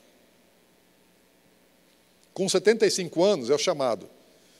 Mas levou ainda, com todas as experiências, com tudo que ele vivenciou, ainda precisava amadurecer. E Deus espera passar aí cerca de 24 anos, amadurecimento. Então tem coisa que Deus promete para você, e que às vezes você não está maduro ainda para receber. E é só o tempo que vai produzir o amadurecimento. Eu lembro quando eu era jovem, eu acreditava em um monte de coisa de Deus, vivia um monte de coisas intensas em Deus, mas eu não tinha maturidade. Né? E a falta de maturidade nos impede de entrar em alguns lugares que Deus tem para a gente, porque a gente estraga o que Deus tem para a gente se a gente não souber lidar com as coisas de Deus. E uma pessoa assim já bem mais madura vai saber muito melhor como é que tem que caminhar. Por isso que Jesus, quando ele fala assim, olha, toma o meu jugo, né, é a minha canga, ele está falando assim, olha, anda aqui comigo, porque o jugo ele era colocado sobre 2 animais, 2 bois, para puxar, né, o arado, para puxar os instrumentos de arar a terra. E como que eles faziam isso? Eles colocavam 2 animais, um maduro, um idoso e um jovem.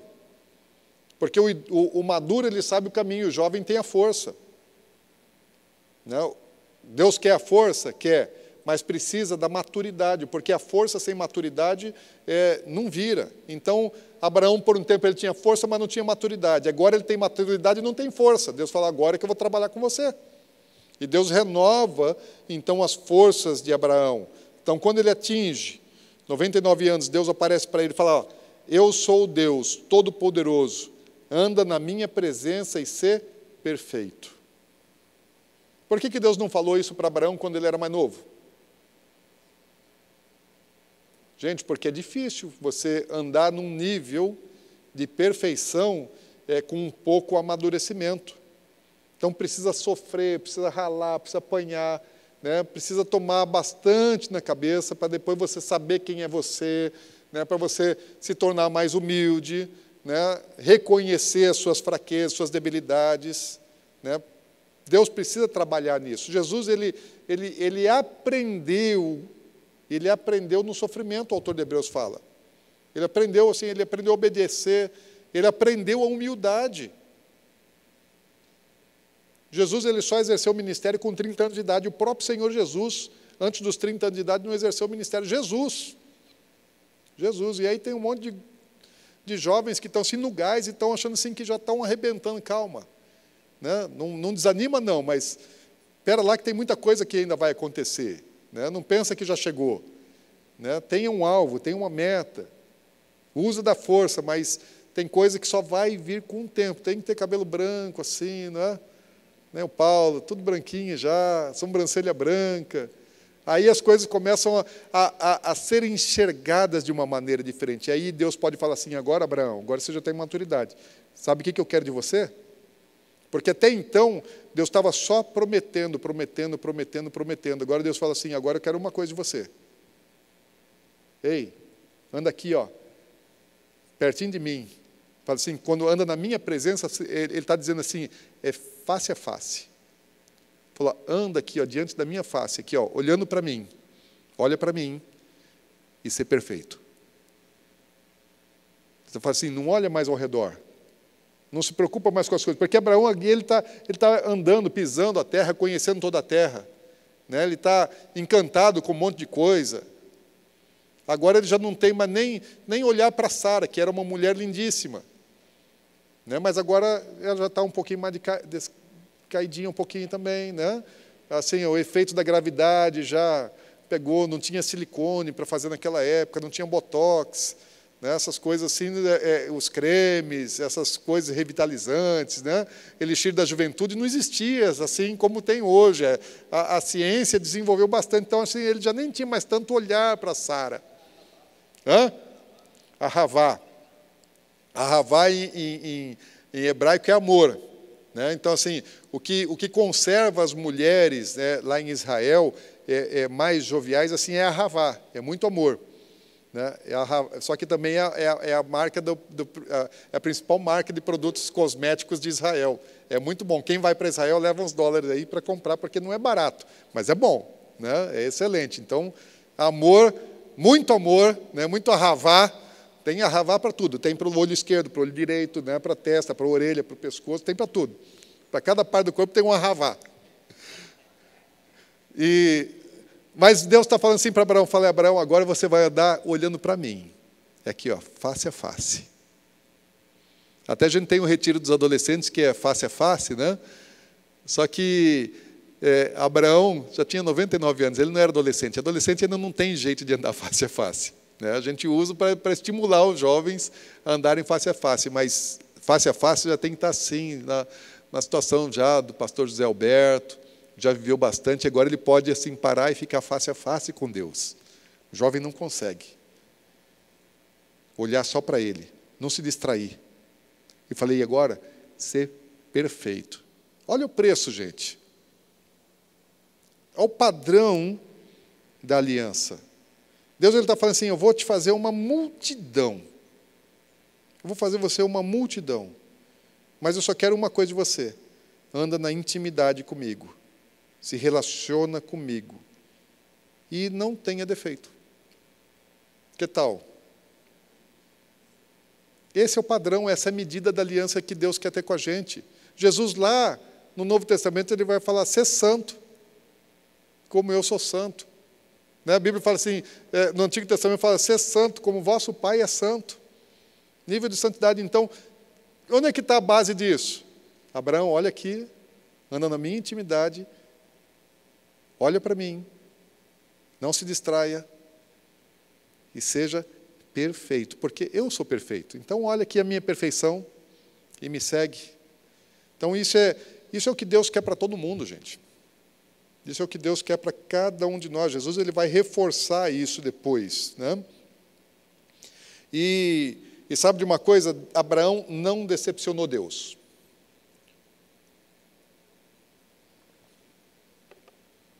Abraão não decepcionou Deus. Na sua folha aí, nós estamos em que página agora? É que eu estou... Na quinta? Então a gente acelera aqui e a gente termina. Abraão não decepcionou Deus. Porque 40 anos depois, aliás, mais de 41 anos depois, Isaac casou com 40 anos, ok? A Bíblia fala que, lá em Gênesis capítulo 25, fala do casamento de Isaac, 25, 20, que ele se casou aos 40 anos de idade. Isso, Isaac ainda não tinha nascido, ok?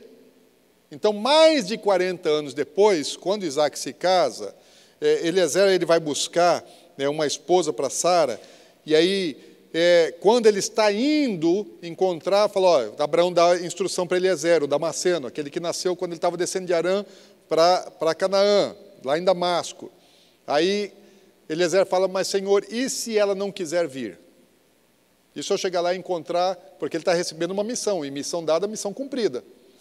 Falou, mas aí não depende de mim, a minha parte eu vou fazer, mas se ela não quiser vir? Se a família dela não deixar ela vir? Daí Abraão fala assim, olha, fica tranquilo, porque o Deus em cuja presença eu ando, vai enviar um anjo. O que Deus falou para ele? Anda na minha presença. 40 anos depois, ele está falando assim, ó, na presença de Deus que eu ando, Deus em cuja presença eu ando. Ele permaneceu ali, ó, andando na presença de Deus. Gente, isso é forte. Isso é poderoso. Isso é poderoso, o que esse cara viveu. Quem foi o pai da fé? Quem foi esse homem? Quem foi Abraão? Que exemplo para uma nação, que exemplo para todo crente. Ele podia dizer assim, eu ando na presença dele. Eu ando. Eu tenho autoridade para dizer, eu estou andando. Deus mandou, há 40 anos atrás, Ele mandou andar na presença dele. Eu nunca mais saí da presença dele, eu ando na presença dele. E Abraão não só não decepcionou Deus em relação a esse aspecto, porque Deus falou assim, anda na minha presença e ser perfeito. O que é ser perfeito? Faz tudo certo, não faz nada errado. E qual é o nível, qual é o padrão de perfeição que Deus quer de nós? Onde é que eu vou encontrar a perfeição? O que é que me faz dizer que eu sou perfeito? Qual é a régua que mede a perfeição? A palavra dele, os mandamentos dele. Aquele que Deus diz que é certo, aquele que Deus diz que é errado. O que ele fala faz, o que ele fala não faz. Então a perfeição ela é medida por isso. E aí o que acontece lá no final da vida de Abraão? Olha o que é dito a respeito dele. O que é que Deus fala? Uma coisa assim, Abraão testemunhou para o seu servo, Eliezer. Agora depois, quando Deus está falando com Isaac, lá na frente, quando Deus ele renova a sua aliança e suas promessas para Isaac, filho de Abraão, o que é que Deus fala para Isaac a respeito de Abraão?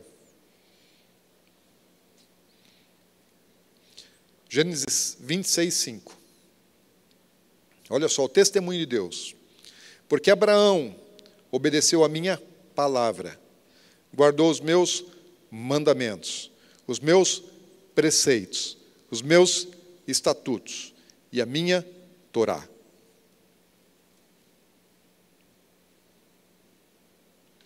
O cara foi perfeito.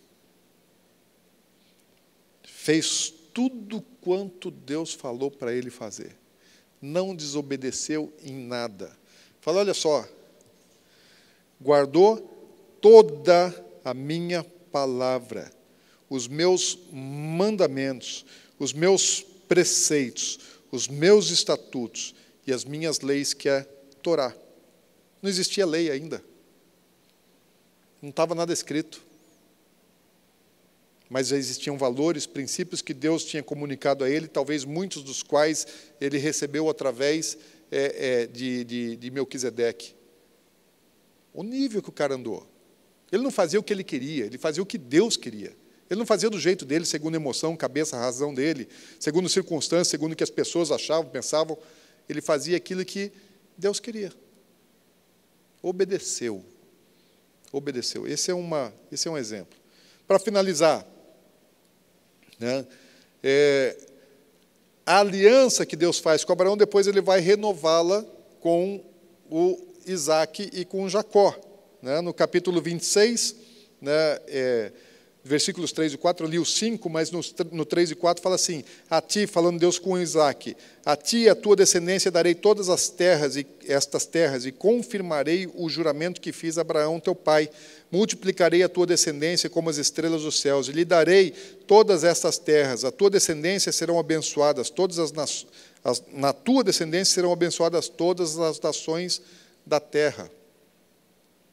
Deus está renovando o quê? Uma aliança que envolve um Deus, um povo e uma terra.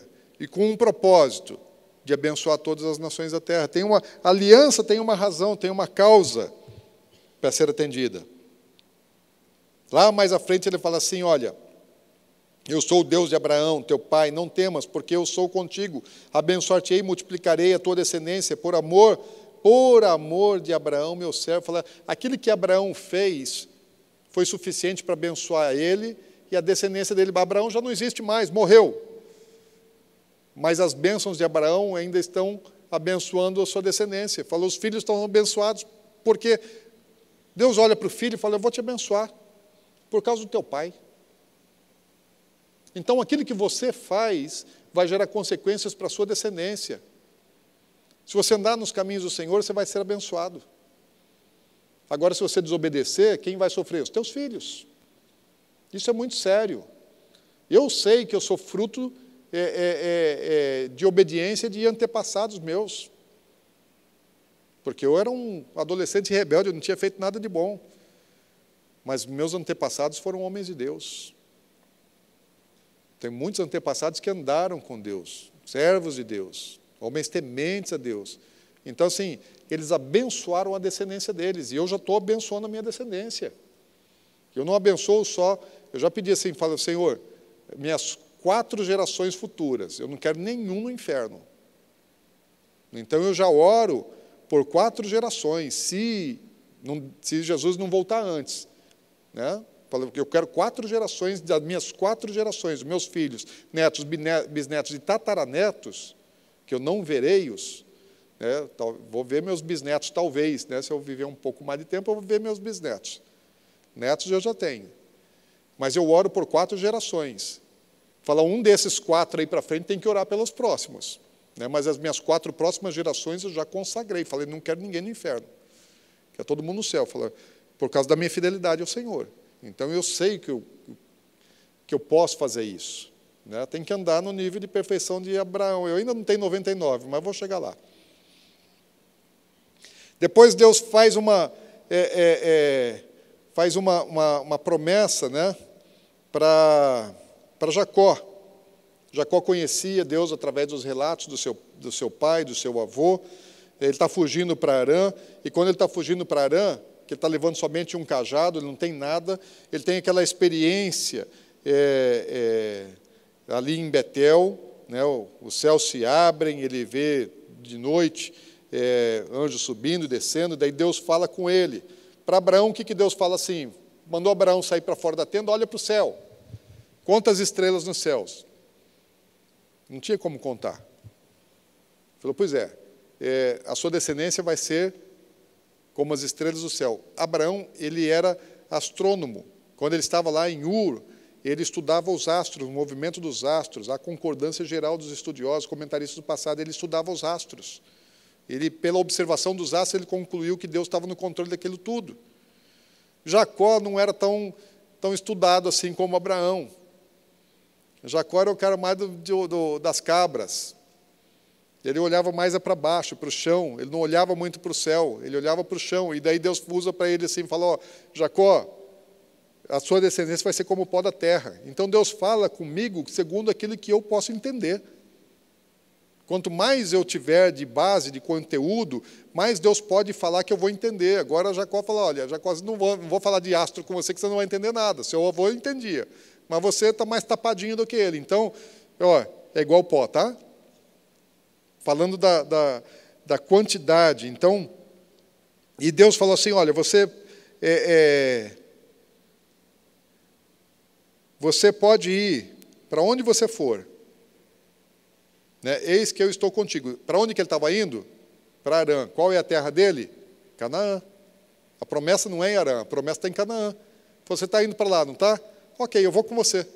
Aonde você for, eu irei contigo. E te guardarei por onde quer que fores, e te farei voltar a essa terra, porque te não desampararei até cumprir aquilo que eu hei referido. Falou, lá em Harã não vai cumprir. Lá eu vou te abençoar, lá eu vou te proteger, vou te guardar, vou te acompanhar. Onde você vai, eu vou com você. Mas o cumprimento do propósito está aqui, nessa terra. Fora dessa terra não se cumpre. Daí você conhece a história de Jacó, ele vai, se casa, tem muitos filhos. Quando ele está voltando, quando ele está chegando, quando ele já está na terra dele de novo, daí Deus aparece de novo para ele, né? E fala assim, disse-lhe mais, eu sou o Deus Todo-Poderoso, sê fecundo, e multiplicar-te-ei uma nação, e a multidão das nações sairão de ti, reis procederão de ti, a terra que dei a Abraão, e a Isaque dar-te-ei a ti, depois de ti a tua descendência. Então, fala assim, olha, agora que você voltou, agora vai se cumprir. Jacó é o primeiro que tem 12 filhos. Né? Abraão teve Isaque, da promessa, Ismael. Isaque também teve 2. Mas agora, em Jacó, a coisa começa a se cumprir, porque Deus já tinha prometido lá quando Abraão estava em Harã. Mas quando Deus promete o negócio, vai cumprir. E saiba de uma coisa, nem tudo aquilo que Deus promete para você vai se cumprir na tua vida ou durante a tua vida aqui. Pode ser que vai cumprir depois que você já morrer, na tua descendência. E Abraão não tinha nenhum problema com isso. O que ele queria é que se cumprisse. E sabe de uma coisa? Para Deus não tem morto. Deus não é Deus de morto. Então Deus ele cumpre as promessas dele, ainda que a gente já não esteja mais vivo. Porque Deus não é Deus de morto. Que é uma prova de que Abraão viu o cumprimento das promessas. 2000 anos depois, Jesus está na terra. E daí Jesus fala assim, olha, tinha um pobre aí chamado Lázaro, e tinha um rico. Ele fala assim, e Lázaro morreu, e os anjos levaram ele para onde? Para onde é que os anjos levaram? Abraão ele está no paraíso, e aí sabe o que está acontecendo? Cada um dos filhos dele, que Deus está mandando aqui, ele continua contando. O anjo chega aqui Abraão, mais um. Abraão, mais um. Abraão, mais um. Abraão, mais um. Abraão, toma aqui mais um. Abraão, toma aqui mais um. Deus não é gente. Isso é maravilhoso, gente. Aquilo que Deus promete, você tem que crer. Você tem que crer. Você tem que se alinhar. E Abraão está se alegrando de Deus, e ele está contando a sua descendência até hoje. Até hoje, cada um dos seus descendentes, Abraão está recebendo até hoje. Muitas pessoas que tiveram experiência de morte, de ir para o céu e de voltar, né, contam que chegaram lá nos céus, nos portões dos céus, e foram recebidos pelos seus antepassados, avô, outras gerações, pessoas até que não conheceram. Então, isso aí é um relato comum de pessoas que tiveram experiência de morte, de ir para o céu e de voltar. Foram recebidos por antepassados.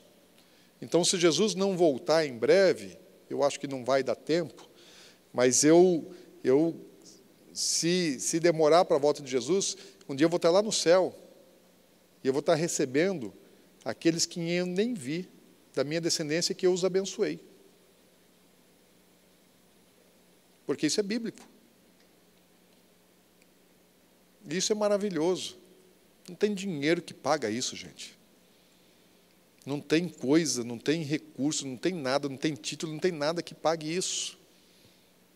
Esse é o Deus que nós cremos, esse é o Deus de Abraão, esse é o Deus de Isaque, esse é o Deus de Jacó. É isso que o judeu está dizendo, falando, esse é o Deus. Esse é o Deus que nós amamos, esse é o Deus que nós servimos. Esse é o Deus que tem uma aliança. E Ele só pede uma coisa. De tudo aquilo que Ele prometeu, que Ele deu, Ele só pediu uma coisa. Anda na minha presença. E ser perfeito.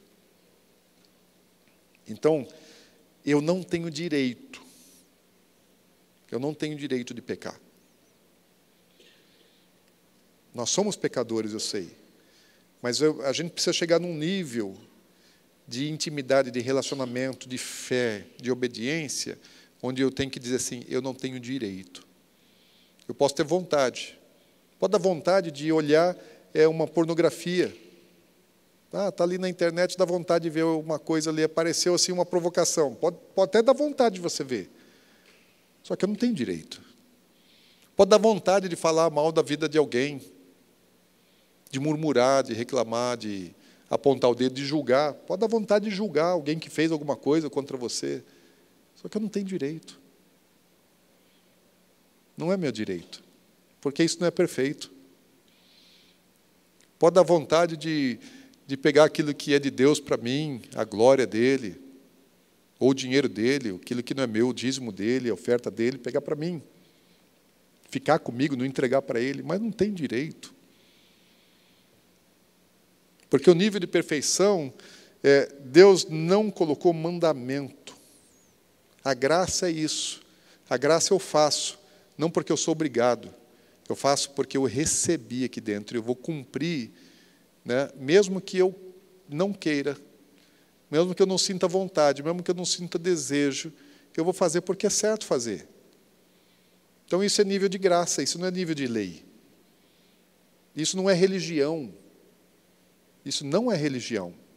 Porque a religião você faz as coisas por obrigação. A religião você marca o tempo que você precisa orar, então eu preciso de tantos minutos. Enquanto eu não terminar aquilo ali, eu não... A religião você... Aí eu tenho que dizimar, eu tenho que fazer isso, eu tenho que fazer aquilo. A religião te impõe coisas. Mas o relacionamento com Deus não é religião. Intimidade não é religião. Obediência não é religião.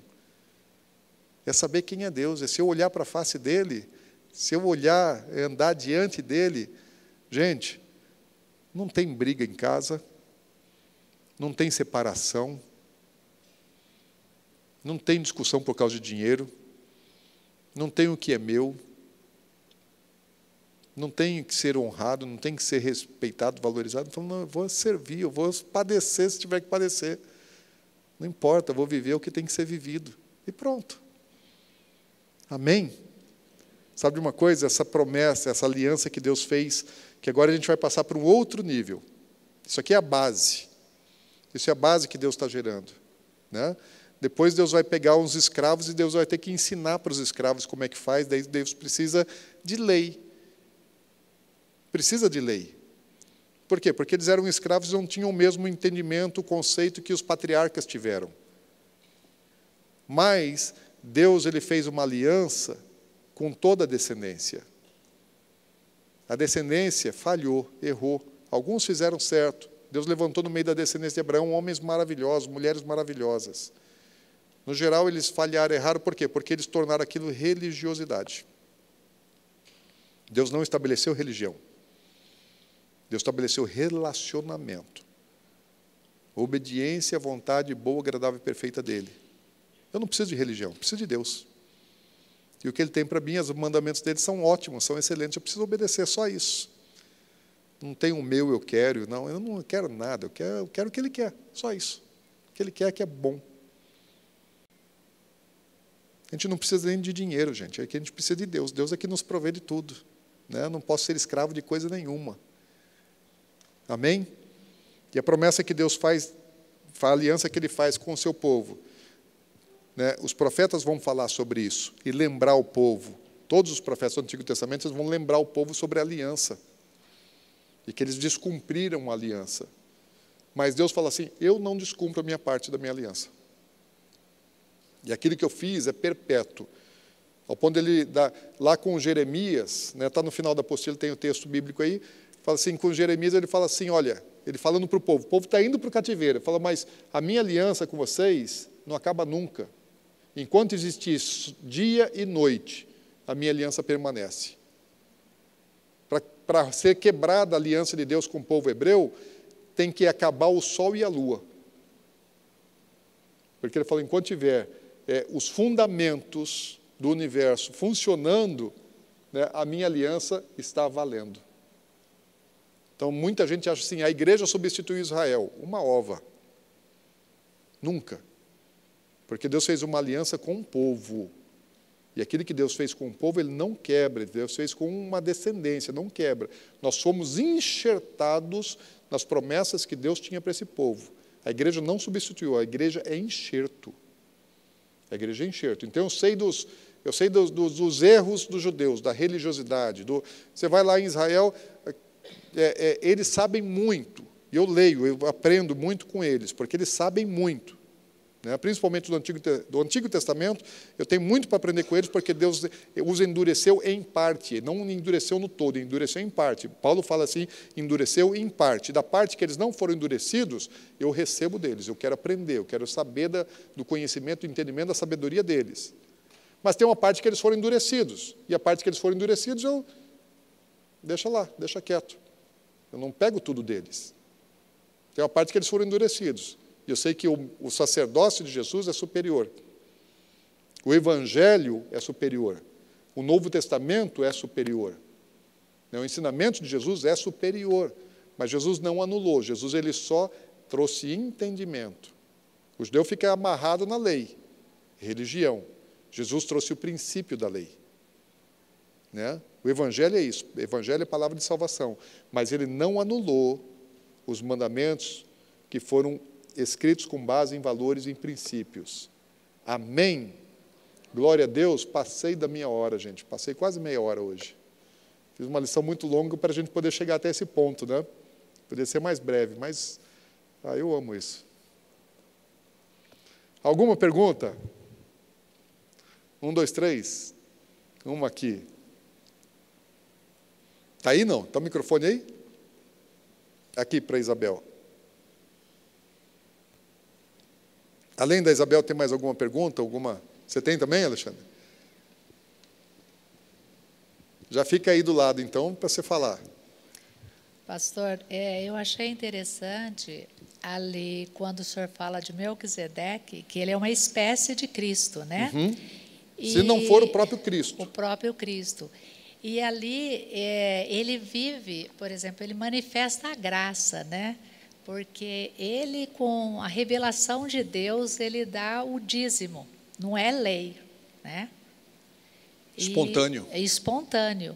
E muitos, assim, têm dificuldade de dizimar, porque eles falam que o dízimo é da lei.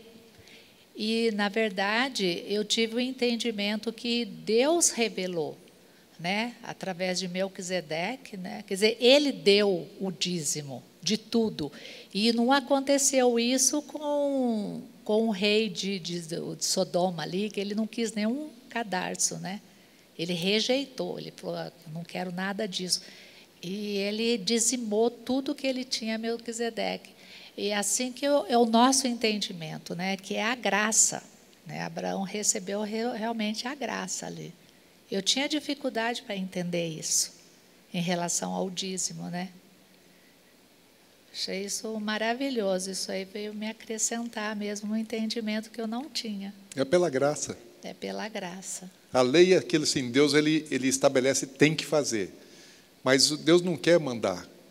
Deus quer que a gente faça por entendimento, por princípio. Né? Uma criança, ela não... Você fala assim, não pega na tomada, não brinca com a tomada. Você sabe por quê, mas ela não entende. Então tem que ser não. Não por quê? Não porque não. Vai explicar para a criança sobre energia elétrica, sobre choque e tal. É perigoso, mas ela não vai entender por que está acontecendo dentro daquele buraquinho da tomada, o que está passando por ali. Ela não entende de energia elétrica. Né? Não entende das correntes que passam por ali, do risco que aquilo causa para ela. Então tem que ter lei. Não pode. A criancinha não pode. Ela não entende princípio. Então, lei assim, é para quem tem um entendimento curto. Quando eu vivo por princípio, eu não preciso de lei, eu já cumpro sem tê-la. Abraão cumpriu a lei sem ter a lei. E aí, Alexandre? Robert, pastor. Alexandra, Robert. Olhando para você, chamando você pelo nome da esposa. Vou chamar a Alexandra de Roberta. Robert. Pastor, Robert uma dúvida que me surgiu são sobre os mortos. Quem morreu não está dormindo? Não vai ressuscitar quando Jesus vier? Ou já está no céu? Essa pergunta eu vou deixar aqui para as próximas lições de pé com o Henrique Lima. Esse é mais longo, gente. Vamos deixar isso mais para frente, nós vamos abordar isso no EPE. Não, porque o senhor disse que foi levado para o seio de Abraão. Então, Abraão já estava no céu. Abraão ainda não. Na época, não tinha ninguém no céu, porque Jesus ele ainda não tinha ressuscitado, ele não tinha subido aos céus. Jesus, quando ele fala assim ao ladrão na cruz, fala: hoje mesmo estará comigo no paraíso. Quando Jesus ele desceu da cruz, ele foi para o céu ou ele foi para o centro da terra? Ele falou assim: o Filho do Homem vai passar 3 dias no coração da terra. Então Jesus ele não subiu. Jesus ele só subiu depois de 40 dias da ressurreição lá no Monte das Oliveiras. Até então, né, ninguém tinha subido aos céus. Então, no centro da terra estava o Sheol, né, e o paraíso. Né, o Sheol, o Hades, o inferno. Então, um lugar de tormenta, que ali nessa passagem de Lucas 16 menciona. Então, tem um lugar de tormenta, um lugar de gozo. Né? Abraão estava no lugar de gozo, que é o paraíso, que é o lugar para onde foi o ladrão da cruz. Agora, quando Jesus ele sobe aos céus, ele leva cativo o cativeiro. Então, todos os salvos depois vão para os céus. Quando você vê Estevão ele está sendo apedrejado, né, lá no livro de Atos, e aí ele não desce ao paraíso. Porque o que ele vê, os céus abertos, Jesus está no trono, e Jesus se levanta do trono para recebê-lo. Então, são momentos diferentes. Antes da ressurreição de Jesus e da ascensão de Jesus era de um jeito, depois que Jesus ele cumpriu o propósito na cruz, daí virou de outro jeito. Então, hoje, nós não vamos mais para o paraíso. Né? Hoje, nós vamos já também para um nível celestial que eu não tenho pleno entendimento a respeito disso, mas já não é mais no paraíso. Até antes da ressurreição de Jesus, era tudo no centro da terra. Ele disse, né? Ele falou que ele ia passar 3 dias e 3 noites no coração da terra. Beleza, Robert? Da Alexandra. Mais alguém? Não mais. Amém? Pai, que bom, Senhor, podemos ter exemplos de homens de Deus como Abraão. Senhor, é um desafio para mim. É um desafio poder olhar para um homem assim e querer ser como ele. Senhor, nosso Pai, Pai da fé, de todos aqueles que creram no Senhor, todos aqueles que creem no Senhor, tem uma filiação de fé em Abraão. Então, todos nós, sendo ou não descendentes sanguíneos dele, Senhor, nós somos descendentes pela fé. E, Senhor, nós não queremos a semelhança daqueles que, descendentes sanguíneos, não caminharam na mesma fé e desobedeceram, e nós também, agora, descendentes da fé, não queremos andar de forma diversa, mas queremos ser semelhantes, amigos teus, porque Abraão foi amigo do Senhor e eu quero ser amigo, quero andar na tua presença, diante da tua face a face contigo, e andar em perfeição. Isso que eu desejo para a minha vida, para a minha família, para cada um de nós aqui. Senhor, porque não tem nada mais valioso, mais precioso do que isso. Então, nos abençoe, Senhor, nisso. Muito obrigado, Senhor, porque o Senhor é bom, porque o Senhor é paciente, porque o Senhor espera o nosso amadurecimento, porque o Senhor espera o tempo certo, porque o Senhor não nos impõe, porque o Senhor não nos obriga, porque o Senhor nos ensina o melhor e espera que nós caminhemos no melhor. Então, ajuda-nos também nisso, Senhor. Pela graça, pelo Teu Espírito, fortalece-nos para andarmos dessa maneira como Abraão andou, em nome de Jesus. Amém. Glória a Deus, gente. Bom demais.